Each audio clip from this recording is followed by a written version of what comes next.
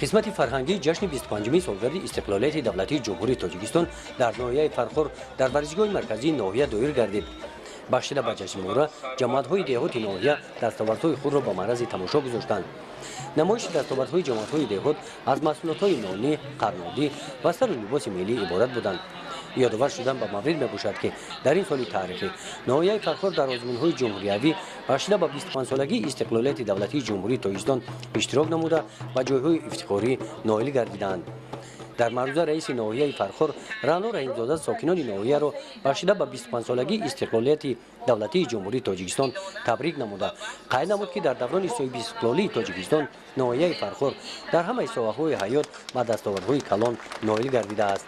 بخشیده به 25 سالگی استقلالیت دولتی جمهوری تاجیکستان از نام مقامات اجرایی حاکم دولتی ناحیه با خدمتچیان دولتی برای مهنت ارزنده و با اولیه‌های بهترین، جماعت‌های بهترین و تشکیلات مؤسسه‌ای که در دور ناحیوی مسابقه جمهوریوی غالب مسابقه گردیده بودند آنها با توفیق‌های خاطروی قدر کرده شدند.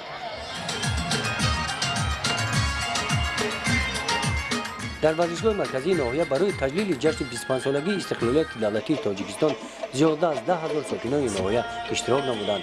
در ورزشگاه ساکنان ناحیه فرخور پرچم دولتی جمهوری تاجیکستان را تصویر نمودند.